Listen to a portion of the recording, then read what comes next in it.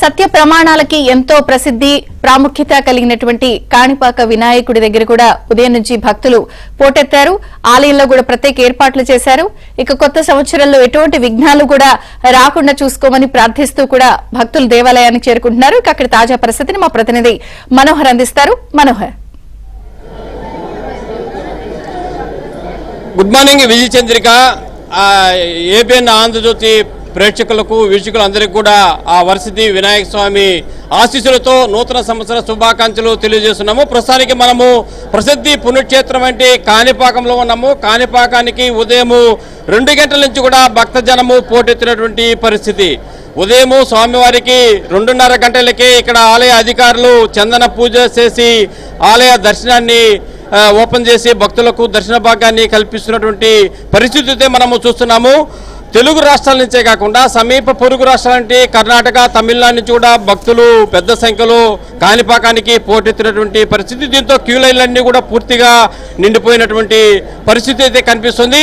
కేవలము లఘు దర్శనానికి మాత్రమే పరిమితం చేశారు. అన్ని ఆర్జిత సేవలన్నీ కూడా రద్దు చేసినటువంటి ఆలయ అధికారులు ఇక్కడ ప్రతి సామాన్య భక్తునికి దర్శన భాగ్యాన్ని ఈవేళ కల్పించాలనేటువంటి ఒక ప్రధానమైన ఉద్దేశంతో అన్ని ఏర్పాట్లు కూడా పూర్తి చేసినటువంటి పరిస్థితుల్లో భక్తులు కూడా కొంత ఫ్రీగా దర్శనానికి వెళ్తున్నటువంటి పరిస్థితి. దాదాపు గంటన్నర సమయం కూడా స్వామివారిని దర్శించుకునేందుకు సమయం పడుతున్నటువంటి పరిస్థితి మనము చూస్తున్నాము. ఎందుకంటే కనీసము ఏడాదిలో ఒక్కసారైనా స్వామివారిని దర్శించుకోవాలనే తపన పడేటువంటి భక్తుల్లో ముఖ్యంగా ఏడాది పొడవునా కూడా స్వామివారిని దర్శించుకొని ఎలాంటి ఇబ్బందులు కాకుండా విఘ్నత కలిగించేటువంటి ఆ వినాయక స్వామిని మొదటి సంవత్సరము ముఖ్యతే అన్నీ కూడా ఏడాది పొడవునా అన్నీ కూడా మంచి జరుగుతున్నటువంటి ఒక నమ్మకంతో ఇక్కడికి భక్తజనం కూడా ఎక్కువ సంఖ్యలో న్యూ ఇయర్కు వస్తున్నటువంటి పరిస్థితి. ముఖ్యంగా ఇప్పుడు సీజను అయ్యప్ప స్వాములు కావడంతో అయ్యప్ప స్వాములు కూడా ఎక్కువ సంఖ్యలో ఇక్కడికి చేరుకున్నటువంటి పరిస్థితి. ఇక్కడ భక్తులు ఉన్నారు.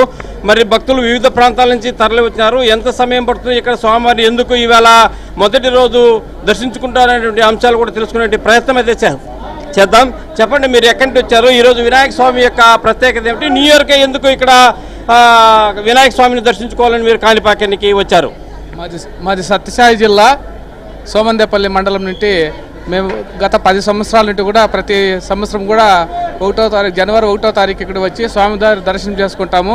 ఆయన అనుకున్న కోరికలు ఖచ్చితంగా ఈ వరసిద్ధి వినాయకుడు ప్రసాదిస్తాడు కాబట్టి ఖచ్చితంగా ప్రతి సంవత్సరం కూడా మేము వచ్చి ఇక్కడ దర్శన భాగ్యం కలుగజేసుకుంటున్నాము. అన్ని ఏర్పాట్లు కూడా బాగా ఉన్నాయి. భక్తులకు ఇలాంటి అవాంఛనీయాలు కూడా ఎక్కడా లేకుండా అన్ని సౌకర్యాలు కూడా బాగున్నాయి. ఇలాంటి డెవలప్మెంట్ ఇంకా బాగా జరగాలి. భక్తులు ఇంకా సౌకర్యాలు కూడా అన్ని తీర్చాలని కూడా భగవంతుని వినాయకుని బాగా సక్రంగా కోరుకుంటున్నాం. అదే ఇక్కడ మరికొంతమంది భక్తులు కూడా వచ్చారు. అమ్మ, ఎక్కడి నుంచి వచ్చారు మీరు?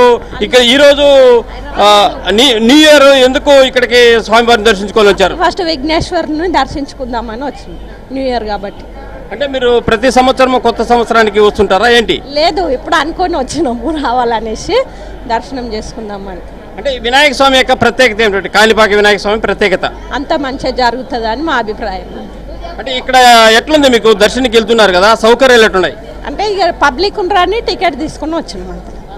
మీరు ఎక్కడి నుంచి వచ్చారమ్మా? మేము అక్కడి నుంచే, అంతే ఒకటే మాది. ఎట్లా ఫీల్ అవుతున్నారు ఈ రోజు న్యూ ఇయర్ లో? న్యూ ఇయర్ మంచిగా అవుతుంది అని చెప్పి వచ్చినాం నమ్మకం. మహారాజ్కి జై. చాలా మీరు ఎక్కడి నుంచి వచ్చారమ్మా? రైల్వే కోడ్ నుంచి. ఎట్లుంది ఇక్కడ ఏర్పాట్లు ఎట్లున్నాయి? ఏర్పాట్లు ఏం బాగున్నాయి కదా సార్.